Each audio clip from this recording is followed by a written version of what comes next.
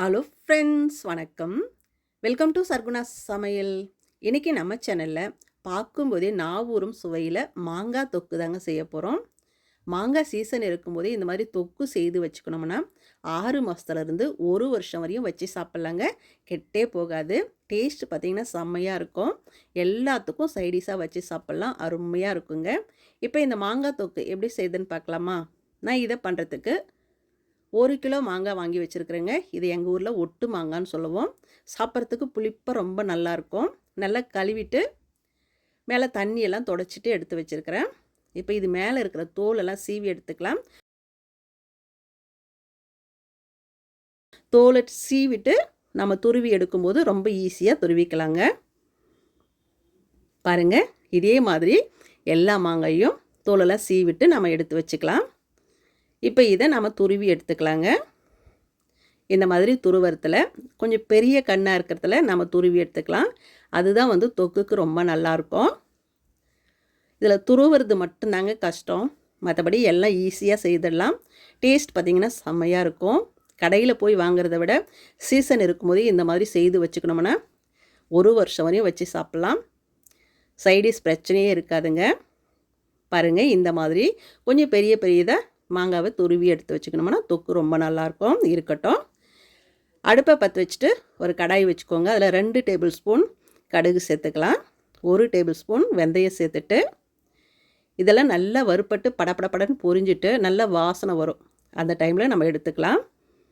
பாருங்கள், நல்லா வறுப்பட்டுட்டு நல்ல வாசனை வந்துருச்சு. இதை ஒரு தட்டில் எடுத்து கொட்டிட்டு ஆற வச்சுட்டு மிக்ஸி ஜாரில் சேர்த்து அரைச்சிக்கலாம். இப்போ ஆறிடுச்சு. மிக்ஸி ஜாரில் சேர்த்துட்டு நல்லா நைஸாக அரைச்சி எடுத்துகிட்டு வந்துடலாம். பாருங்கள், இந்த அளவுக்கு அரைச்சா போதும். இருக்கட்டும். இப்போ அடுப்பை பற்ற வச்சுட்டு ஒரு கடாய் வச்சுக்கோங்க. அதில் ஒரு 5லிருந்து 6 டேபிள் ஸ்பூன் எண்ணெய் ஊற்றிக்கலாங்க. ஒரு அரை கப் அளவுக்கு எண்ணெய் ஊற்றிட்டு எண்ணெய் சூடானதும் 1 டேபிள் ஸ்பூன் கடுகு சேர்த்துருக்குறேன். அது வீடியோவில் நான் எடுக்க மறந்துட்டேன்.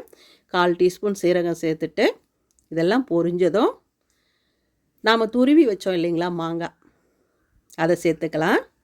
அடுப்பை குறைவான தீயில் வச்சுட்டு சேர்த்துக்கங்க. இப்போ மீடியம் ஃப்ளேமில் வச்சுட்டு ஒரு 2-3 நிமிஷத்துக்கு இந்த மாங்காய் கொஞ்சம் வதங்கி வர்ற வரையும் நம்ம வதக்கிக்கலாம். பாருங்கள், இந்த அளவுக்கு வதங்கினா போதுங்க. இப்போ மிளகாய்த்தூள் சேர்த்துக்கலாம்.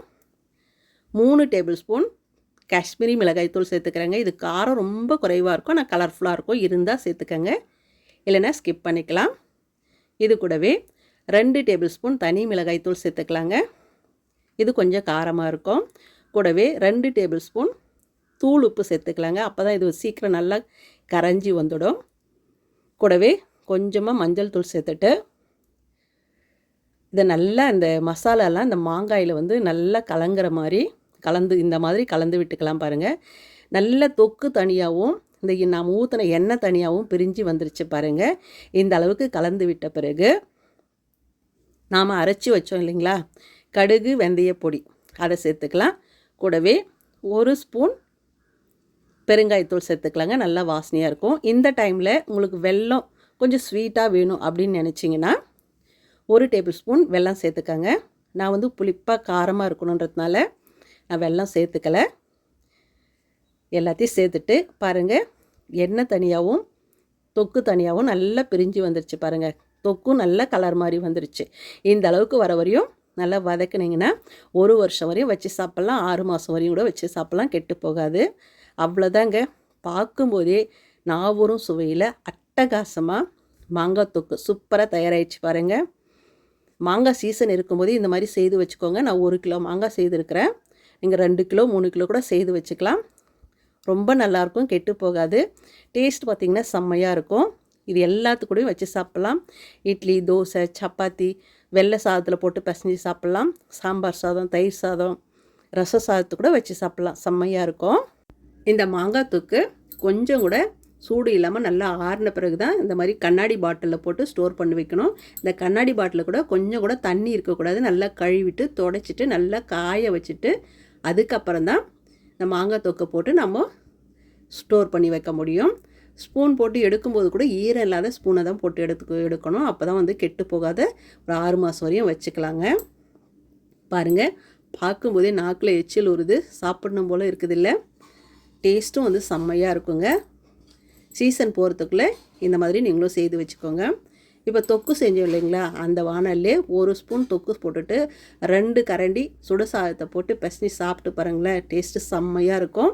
இதே மாதிரி நீங்களும் செய்து பாருங்கள். செய்து பார்த்துட்டு எப்படி வந்ததுன்னு கமெண்ட்டில் சொல்லுங்கள். இந்த வீடியோ பிடிச்சதுன்னா சர்குணா சமையலுக்கு சப்ஸ்கிரைப் பண்ணுங்கள், லைக் பண்ணுங்கள், கமெண்ட் பண்ணுங்கள். மறக்காமல் உங்கள் தெரிஞ்சவங்களுக்கு நிறைய ஷேர் பண்ணுங்கள். நன்றி, வணக்கம்.